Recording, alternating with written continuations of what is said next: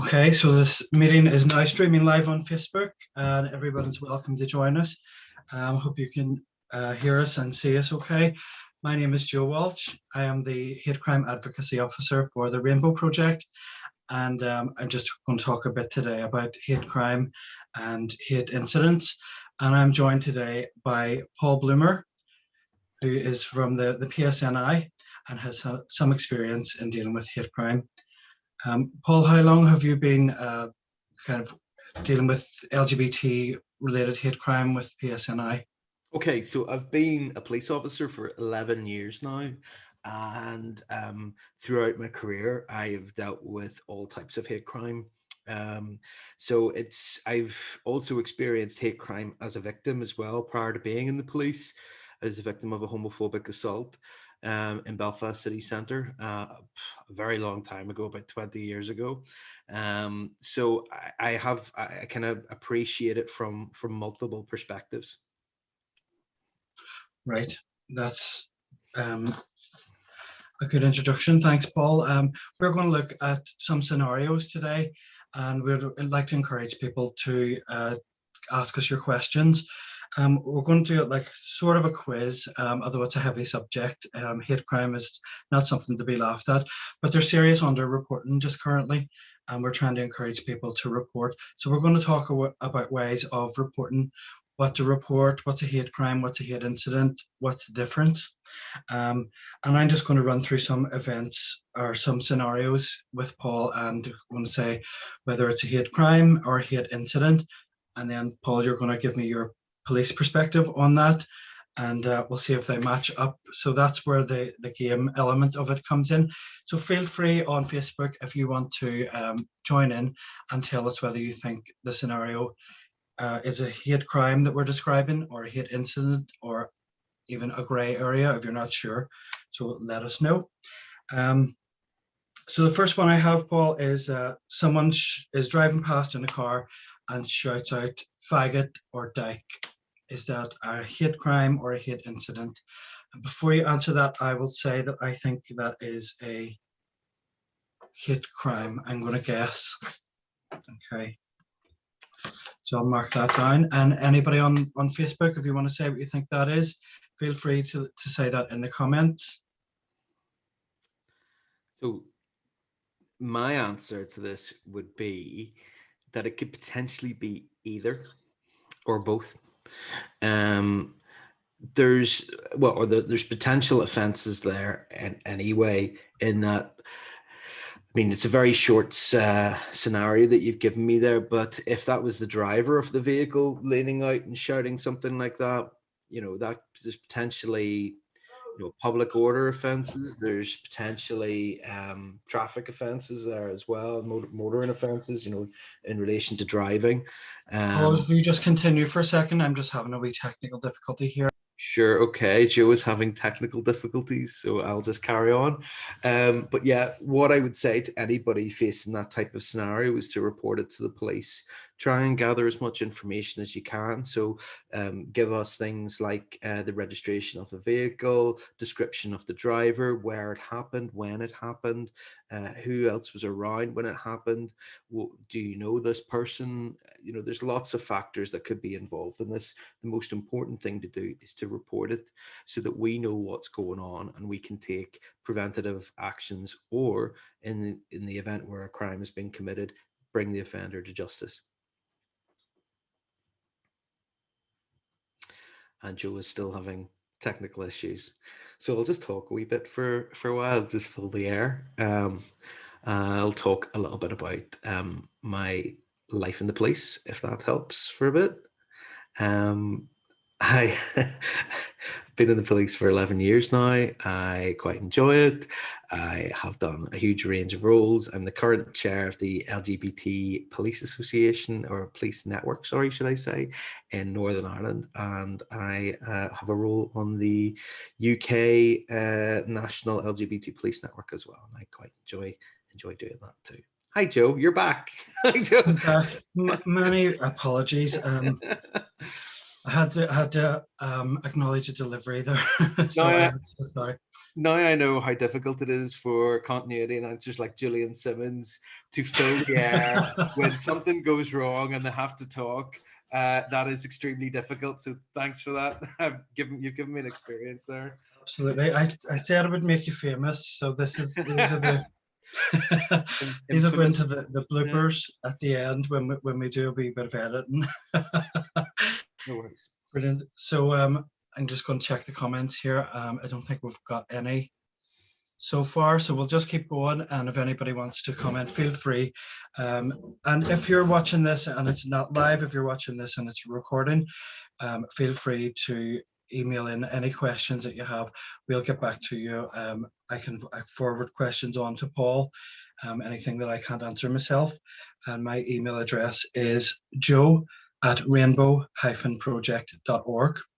And you can give me a wee call on 07904 864 957. Okay, Paul. So that last one potentially could have been a crime, just depending on if it was driving issues there, if it was the driver, was it a passenger? So without all of the information. There's potentially public order offences there as well, depending on the location and the time and who was around and all those things as well. Okay, and regardless, it should be reported anyway, just so that absolutely police are aware that there's a history of homophobic, transphobic incidents in the area. And not only that, so it's really important that we have a picture of that, because if these issues are happening at a particular location, at a particular time, in a particular day, we can target patrols in and around that area to help prevent that. We can engage with the community. We can try and identify who's causing this, what's causing it, and try and work with all parties to basically stop it, help people feel safe in their own environments. That's what we want to do. And when it comes to shared spaces, making sure that everyone has access to them and that nobody feels in fear of being out in public. No one should have that. That's absolutely really important. Yeah. What about social media? So the next scenario is someone on social media saying queer or something that could be considered derogatory, crime or incident, or okay, just a comment like that. So there's potential. It depends on the content of the message, but it could be a crime. There's telecommunications offences and malicious communications offences as well. So if the nature of the message is grossly offensive, then it could be a crime. And the fact that if it mentions sort of somebody's sexuality or gender identity, then it could be homophobic or transphobic or biphobic. And in that case, then it would be, obviously a hate crime. But it entirely depends on the content of the message. If that person is a stranger to you on Twitter and it's a one-off incident and they use an offensive term, it may not be a crime as such. But what I would always say is, if you're feeling unsure about it, report it. And also what I would suggest to anybody experiencing any sort of online abuse or harassment is to block the other party, report it to the platform holder, and report it to the police. The important thing is that even if it is just deemed to be a hate incident, you can still access support from victim support and support from yourselves there in the Rainbow Project as well. And it's really important that we capture the data on this and that we know what's happening. Amazing. What about in the physical world, someone sprays with spray paint on your door, queers out or fags out or something like that? It's a hate crime. It's no doubt about it. It would be if somebody has sprayed offensive language like you've just used there on somebody's door. It's potentially criminal damage, provided that person never give them permission to do so. So yeah, it would be absolutely hate crime. To be honest, that kind of incident is extremely sinister to me, and I would say that anyone experiencing that needs to report it right away, and needs to make sure that the police are engaged and that there's some sort of protective measures put in place. May it be like a proactive patrol of their house, whether it be sort of security measures that our crime prevention officers could help put in place with them to help them be safer in their own home, or if it's something that's happening within the community, we have neighbourhood police officers that can engage with community representatives and community groups that work in that area to try and resolve the issue and try and stop it from happening again. Brilliant, Paul. Thank you. And I think I know the answer to this next one. Someone puts a Bible verse through your letterbox. I think that's just an incident because we have freedom of speech. The Bible is not hate speech. What would you say about that? So yeah, I agree with you, Joe. It's religious speech is protected speech now. So something like that through your door, it might be very unpleasant to some people, but it wouldn't necessarily be an offence. What I would say again, report it. If you're ever in doubt, report it, because if these things, let's say if it's happening every day, you're getting a Bible verse through your door and you're having something like that, then that could be, there could be more to it than just that. But if it's a one-off leaflet and they've done the whole street, then you could say, it'd be very hard to sort of say that there's a crime in that. But if it was targeted and persistent, then it could be harassment. So that's that. Everybody has freedom of expression when it comes to religion, but people are also protected from persistent communications which would cause them alarm and distress. Thanks, Paul. What about issues at work now? Someone is openly gay, or it's known that they're gay. They haven't maybe really officially come out as such, and they're constantly overlooked for promotion. People who are performing worse in their jobs are moving ahead. They are facing blatant discrimination there. Is that a matter for the police, or would that be more an employment law situation where you would need other agencies like labour relations? Would that be? You're answering these questions for me, Joe. I would say your first point of call there for anyone experiencing sort of workplace discrimination or anything like that. If you have an LGBT network, an LGBT staff network, engage them and speak to them and see if they can provide some support and help for you. What I would also suggest is that you speak to the Equality Commission for Northern Ireland. If you're experiencing victimisation or discrimination in the workplace, the Equality Commission are there to give you free advice and help in regards to these sorts of circumstances. And again, yeah, the Labour Relations Agency are also there too. But I think first point of call, if there's a staff network which is LGBT in your workplace, speak to them, see if they can offer you some support, and also speak to the Equality Commission, and they should be your first points of call. And of course yourselves. Rainbow Project are always very good and very helpful as well. Thank you. Thank you for the plug. and, yes. and one more plug. Stonewall as well. Like chat, if your employer is a member of the Stonewall Equality Index or something like that, it's perhaps that's something that that Stonewall might need to be aware of, that LGBT people are being passed up for promotion, etc. So that could be a factor in any sort of equality index. So just engage broadly and make sure that you're well supported. That's what I would always say. Yeah, and always reach out if you're in a situation like that. Never sit in silence and let it continue. So this is a bit of a strange one. I get the bus every day to work, and a local lad uses the same bus stop as me.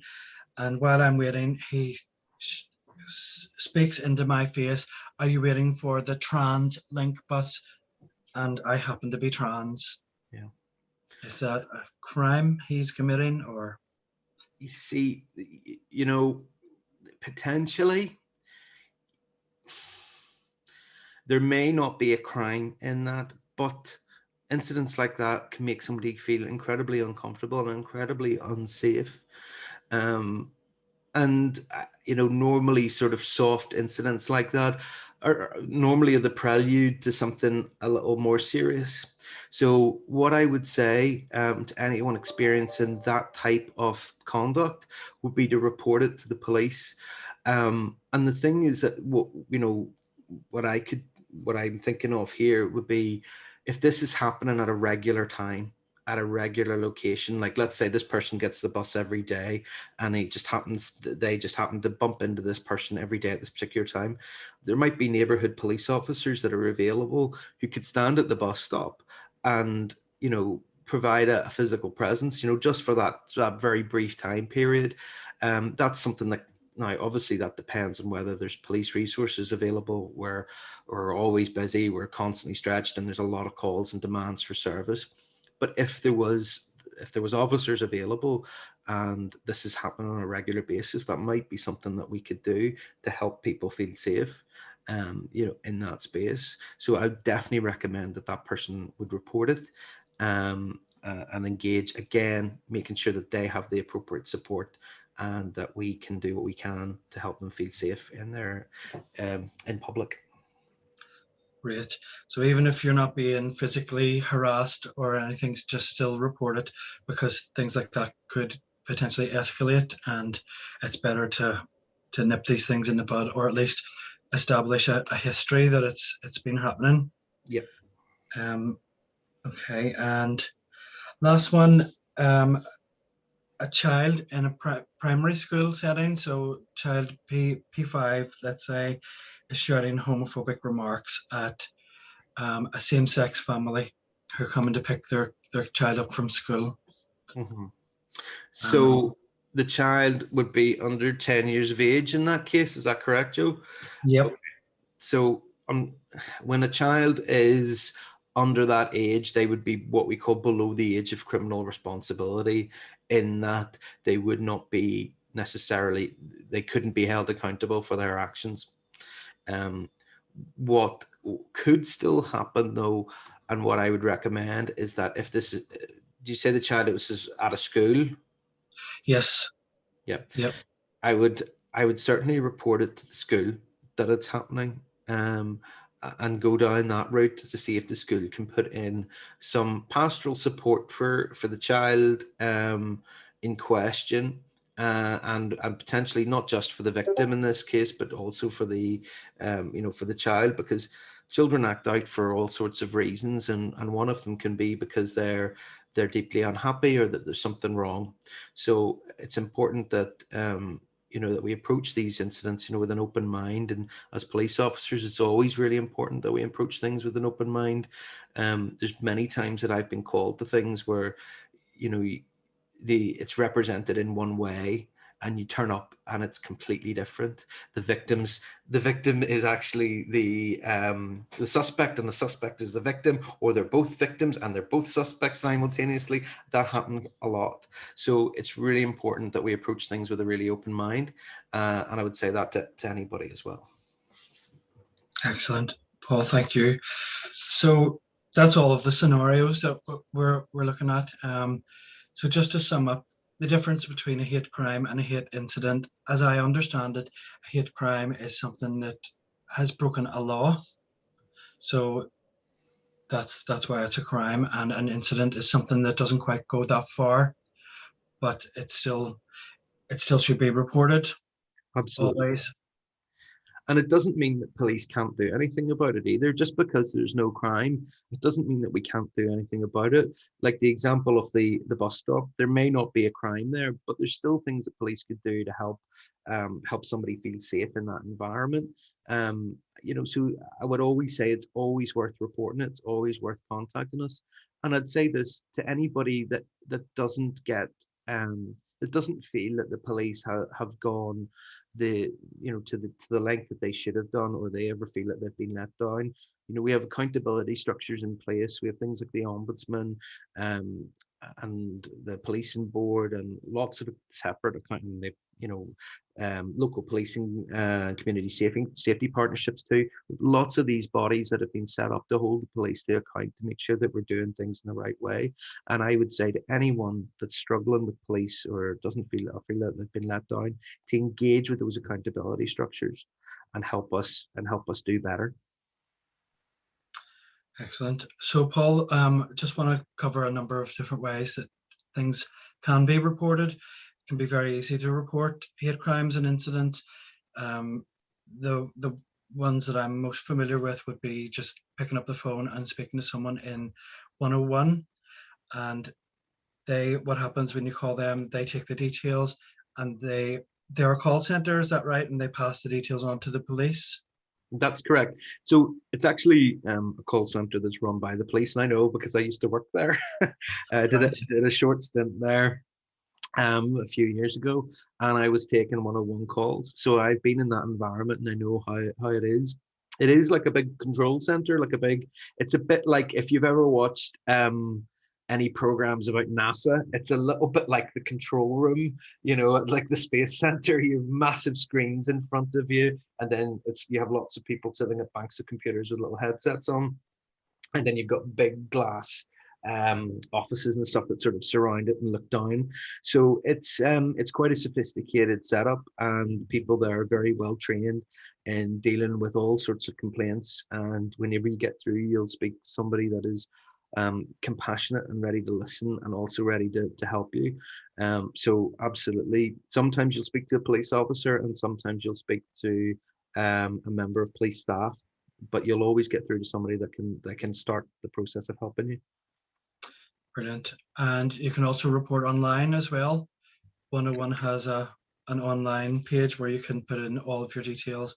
If you don't want to speak to someone, you can do it that way. Yep, you can report any incidents through the PS Now website. If you are experiencing something and you really can't give your name, or you don't want to give any details, you can also report things through Crime Stoppers as well. You can ring the free phone number for Crime Stoppers, or you can report things through their website as well. And what's the difference between Crime Stoppers and 101? Crime Stoppers are an independent charity. They're separate from the police, okay? Right. So whenever people give that information to them, it is confidential. So, it's really just, it can be very, very sensitive, especially if you're in the closet, or if you're trans and you're not out yet, or any of those types of things. You can still report these incidents. We still have information on how that we could potentially act on. But if you really don't trust ringing through to the police, you can report it via an independent charity. And that's what Crime Stoppers are there for. But again, they can also report things to Rainbow Project as well. I know, I've taken reports from the advocacy officer, Ashleen, and yourself in relation to this, in order to help people. So there's so many methods of being able to report hate crime and hate incidents. And I would encourage you, whatever way you feel comfortable doing it, whether it's picking up the phone or tapping onto your phone. There's dozens of ways to do it, and a way that will suit you and make you feel safe.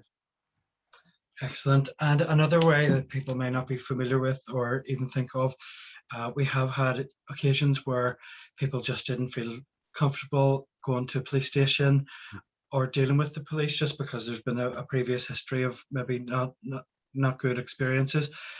We have been able to arrange police officers to come to the Rainbow Project and meet with the person, where they have our support as well.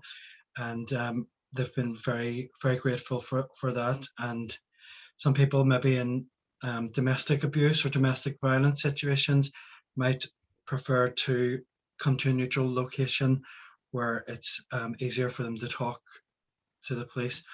And also, Paul, when someone makes a report that way, it doesn't always automatically result or have to result in the criminal proceedings. Isn't that right? You can just talk to the police and get advice about your situation and talk about your options.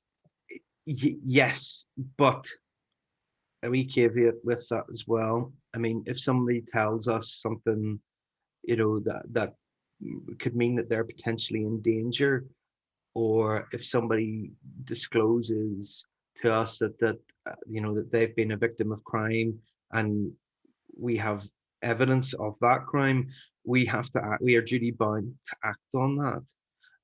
We always take the victims' views into account when preparing prosecutions and things like that. But when it comes to the detection and prevention of crime, we have to act on the information that we've got. So when you report something to police, if you say so and so has assaulted me, damaged my house, damaged my car, whatever, we may have to act on that information, provided there's sufficient evidence for us to proceed. So it's just to be aware of that as well. Yep. But the police would give you time, like if you were in a dangerous situation where if the police were to come, it could actually inflame things, make things Oh worse. yes. Oh yes. Police would give you time to get to safety Yes. before, Of so course. you can negotiate things Mm-hmm. like that with the police. And the primary thing that we're always concerned about is people's safety. That's the thing that we're always worried about. We're a people-driven organization. We're all about people. People are our business. Everything about that. And like you'll see that on all of our publications, our strap line is keeping people safe. And that's our primary mission. So it depends on the circumstances entirely, Joe. Yes, if we need to act on something right away to protect somebody, we'll do it. If it's better that we hold back and then take action further on down the line, then we'll do that. We'll always dynamically risk assess it and take the appropriate action as we can. We don't always get it right, but I can guarantee you that the police officers that I've worked with throughout my career, everyone I've worked with cares, and everybody is trying their best. And like I say, we're human beings. We don't always get things right, but often we do get it right. And it's important that the public gives us that opportunity, and the LGBT community gives us that opportunity to act and to protect them. So pick up the phone, send us a message, do it, or get in contact with the Rainbow Project. Whatever you're experiencing, please report it. absolutely fantastic message, Paul. Thank you. That's us finished for the. I'm just going to check the comments now, and we don't have any, but I'm sure we will have some follow up on this. So please feel free to get in touch. My number again is 07904 864 957, or you can email me at joe@rainbow-project.org. And please make sure that you report anything at all, or even give me a call and we can have a chat and see how you want to play with, take things forward. Okay. Anything you would like to say, Paul, just to finish?